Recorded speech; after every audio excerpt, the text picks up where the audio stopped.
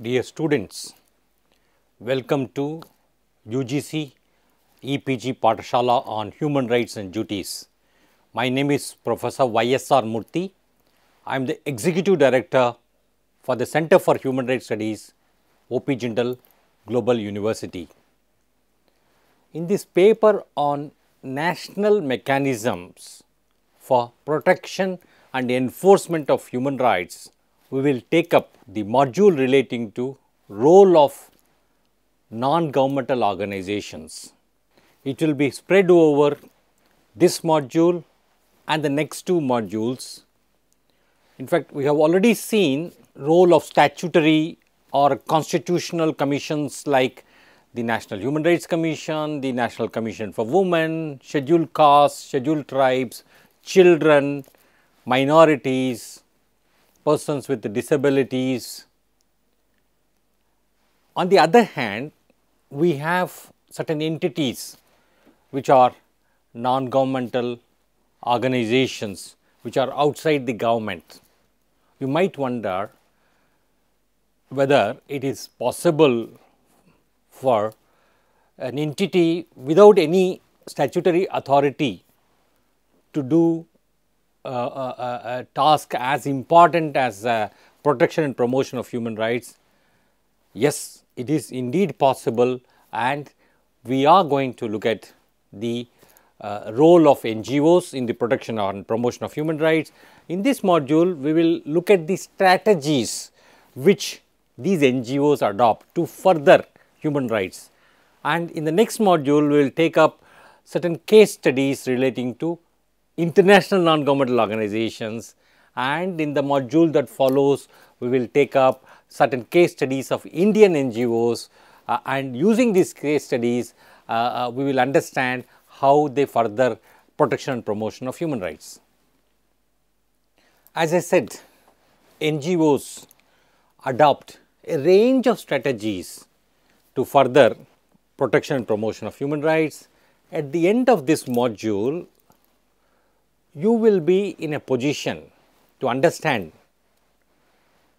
the multiple strategies adopted by NGOs for the protection of promotion of human rights.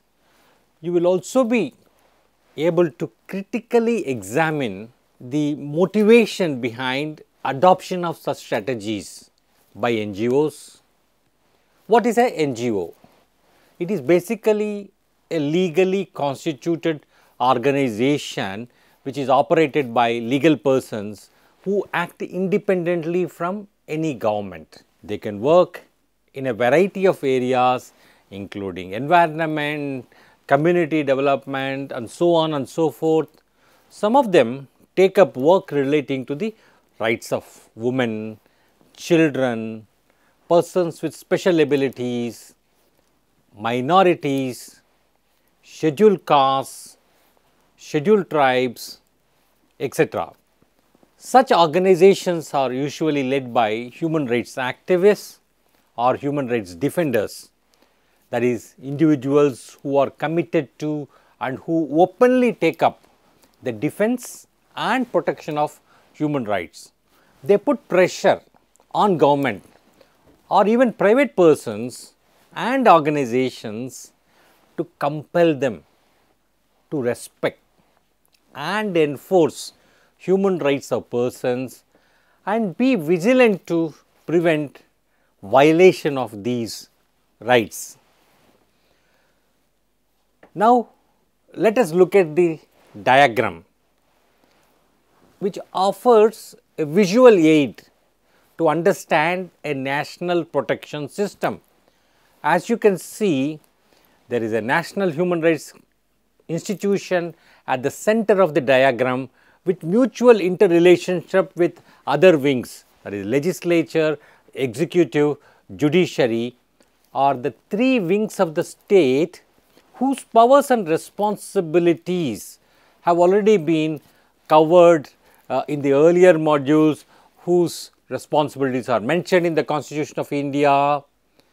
Each of these three wings have a specific responsibility for the protection and promotion of human rights, as we have already seen in the earlier modules, civil society, which includes NGOs, complements the role of these three wings of the state in the task of protection and promotion of human rights.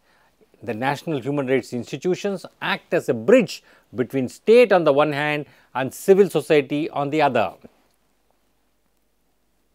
Now, let us take up the strategies adopted by NGOs to further human rights.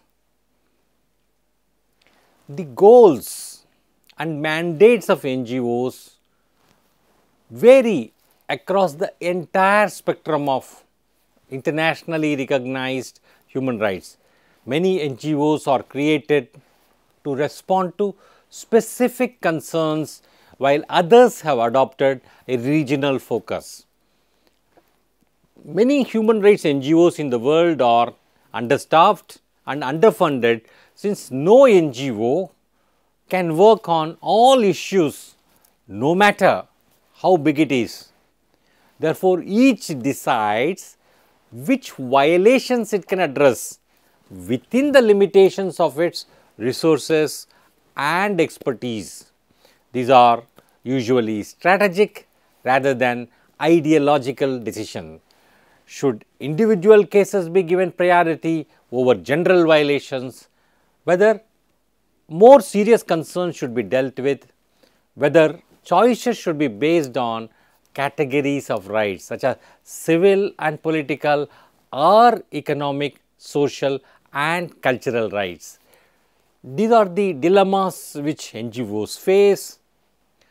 The invocation of formal legal procedures such as filing writ petitions to challenge government actions also forms a part of the steps taken by NGOs. However, when required and available, non-judicial administrative measures are also attempted. For instance, constitutional and administrative courts often have the authority to redress governmental abuses of power. The legislative branch of the government has great significance. For instance, legislative hearings, fact-finding investigations provide forums in which human rights violations can be publicized and pressure brought to bear on governments to halt them.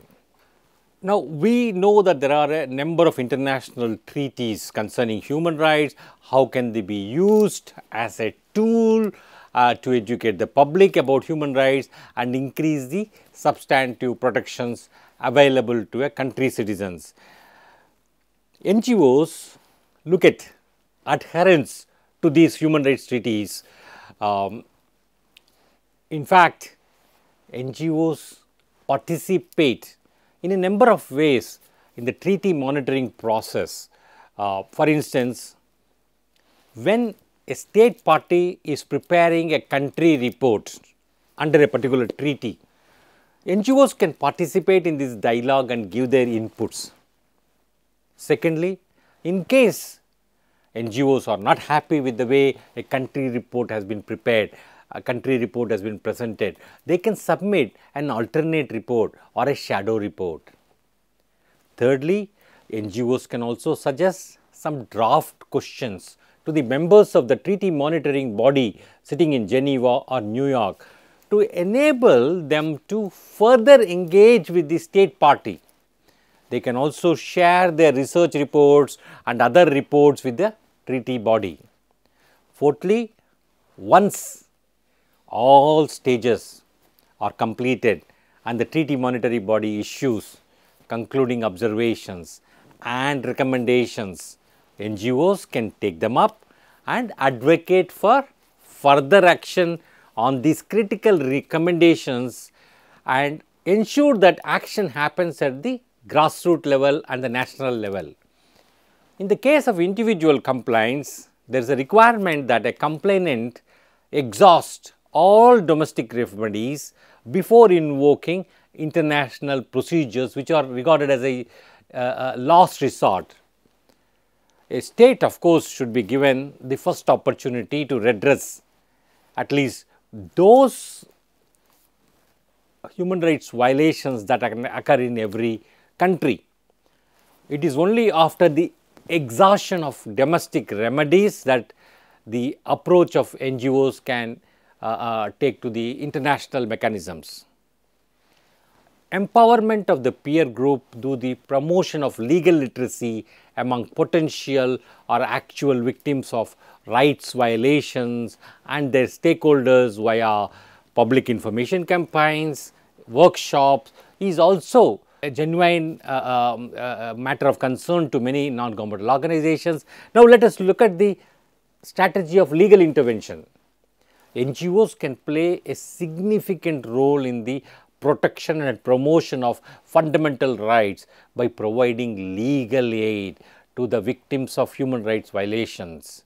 NGOs works towards release of prisoners by writing letters to the prison officials, judges and various government officers of the state. The Supreme Court of India and the National Human Rights Commission have taken action based on several complaints of human rights violations relating to such prisoners, which are mainly reported by non-governmental organizations.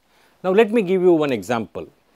Legal Aid Services, West Bengal, a non-political, non-governmental organization under the executive leadership of D.K. Basu, brought deaths in police lockups and custody to the cognizance of the Supreme Court by addressing a letter to the Chief Justice of India, drawing his attention to certain news items published in the Telegraph dated 20th to 22nd of July 1986 and in the Statesman and Indian Express dated 17th August 1986 regarding deaths in police lockups and police custody.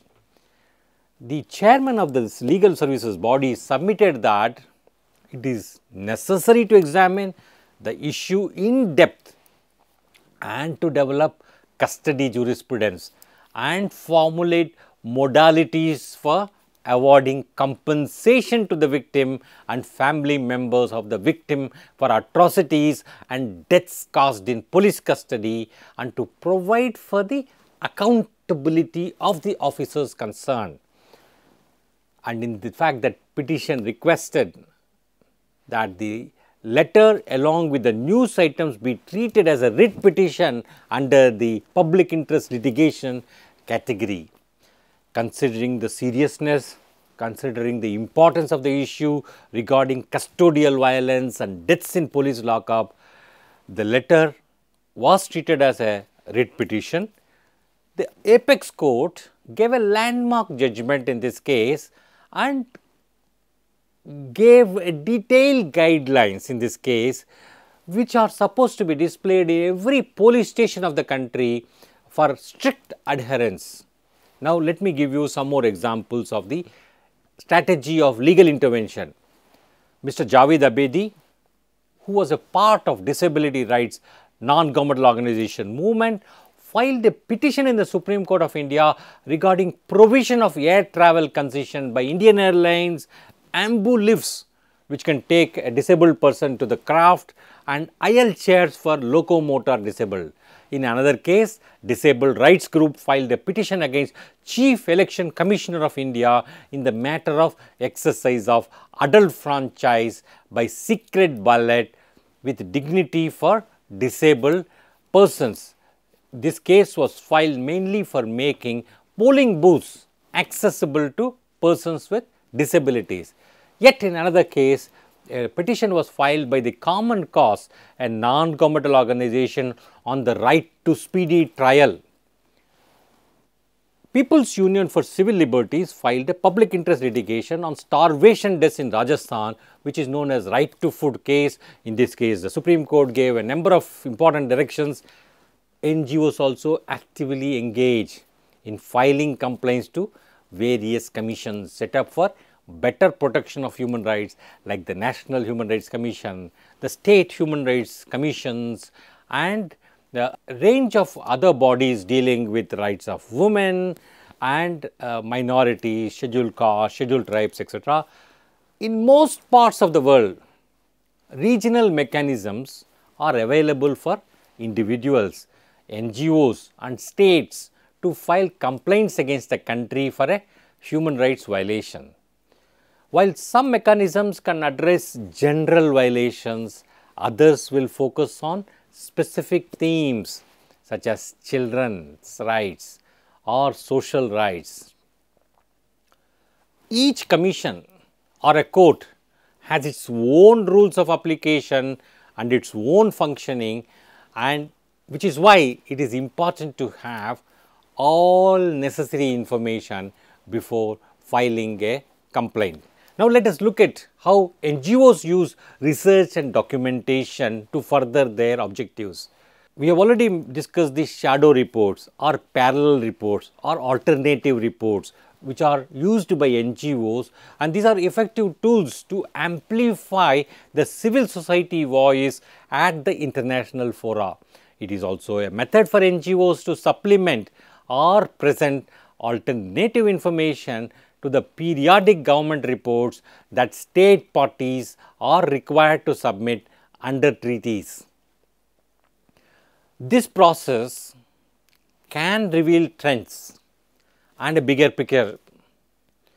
It enables NGOs and others to present an alternative picture to the treaty monitoring body rather than the rosy picture presented by the state party.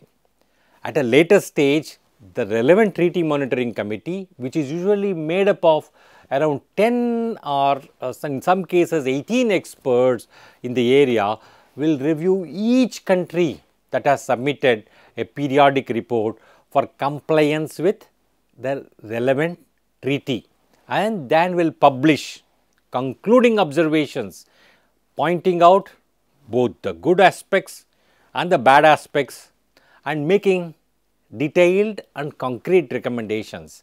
The treaty monitoring bodies use the shadow reports to help inform them during this review process. In Uganda, the use of shadow reports has provided NGO and human rights practitioners a plane on which to engage with the states.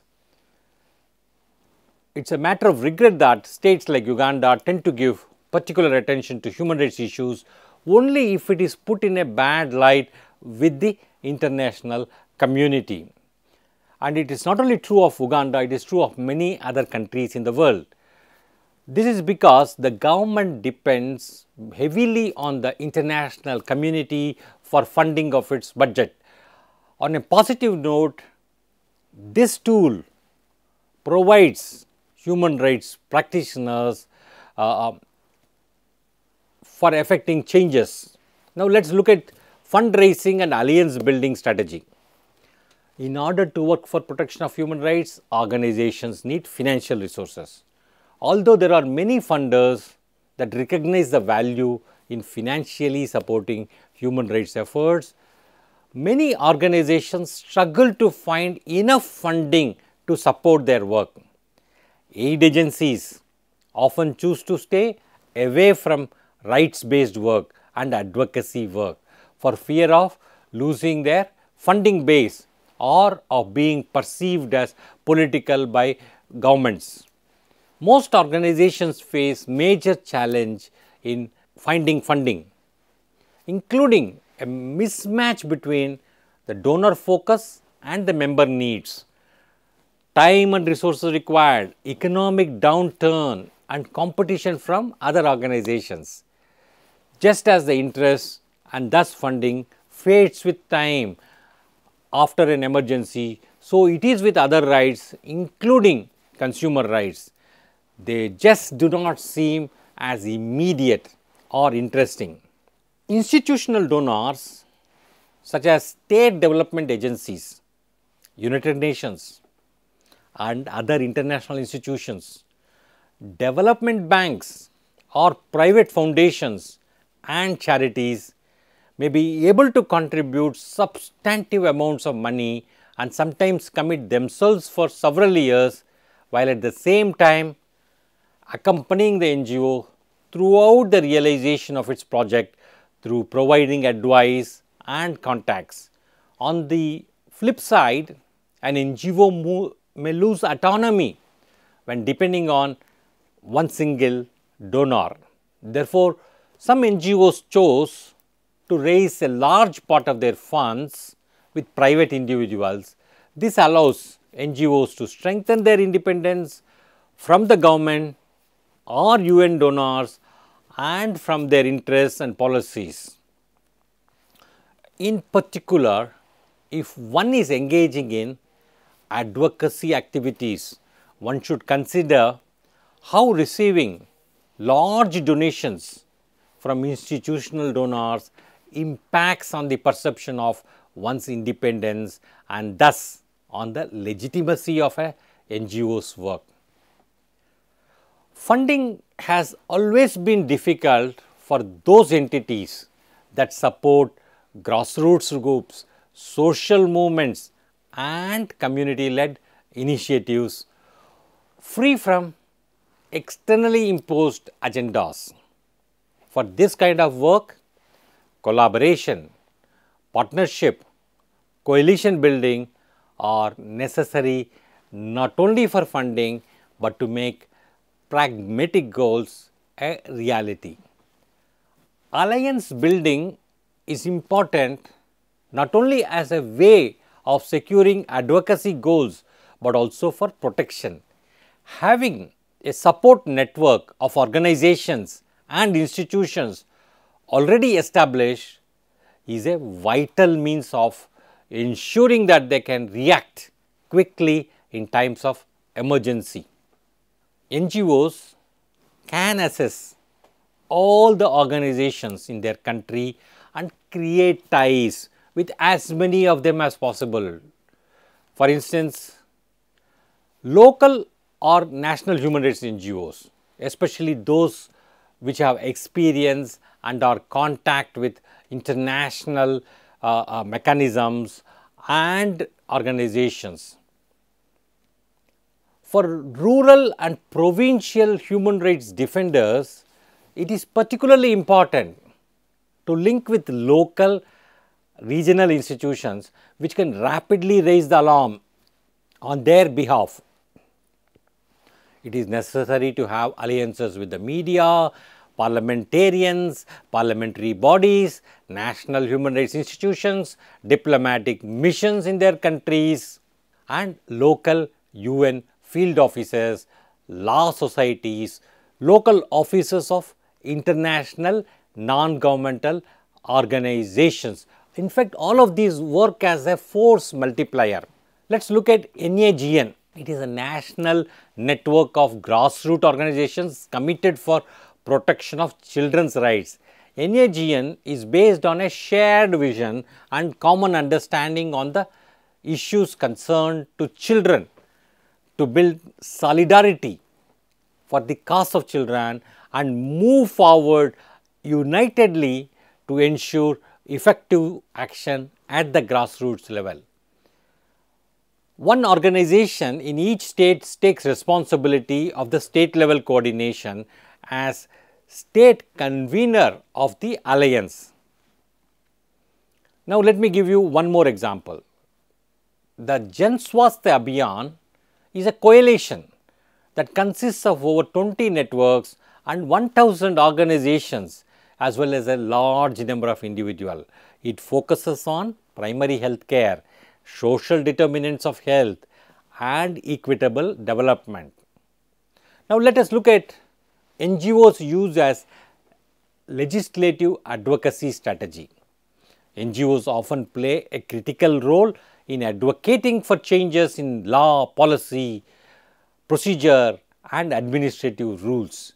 NGOs bring the stories of the individual to the forefront, which form an important part of the evidence needed to convince policymakers of the often urgently required changes. International human rights standards can be used as a lobbying tool to remind states parties to human rights treaties such as International Covenant on Economic, Social and Cultural Rights of their obligations under international law and specifically their obligation to develop legislation to progressively achieve economic, social and cultural rights. It is essential for the fulfillment of all human rights that legislation be adopted which encompasses and enforces human rights standards. Article 2 of the International Covenant on Economic, Social, Cultural Rights specifically mandates that states parties shall adopt legislative measures towards the fulfillment of their obligation. The media has a great role in moulding public opinion and ushering in social change. Being aware of nuances of engaging with the media and various formats available can aid non-governmental organizations to harness the full power potential of the media more effectively. Human rights advocacy is increasingly linked to internet usage, from information sharing and online debate to protest coordination and fundraising. Let me give you an example. A YouTube video about rights violations by Ugandan warlord Joseph Kony was viewed 76 million times within 1 week of being posted by the NGO Invisible Children, which relies on extensive network of young activists. American individuals aged between 18 and 29 were likely to watch the Kony 2012 video after learning about it through social media like Twitter, where the video was by far the top story on its platform. Many organizations simply use the internet to enhance the existing programs and activities. NGOs are far less likely than individual activists to undertake cutting edge, creative activities that utilize the potential of new technologies.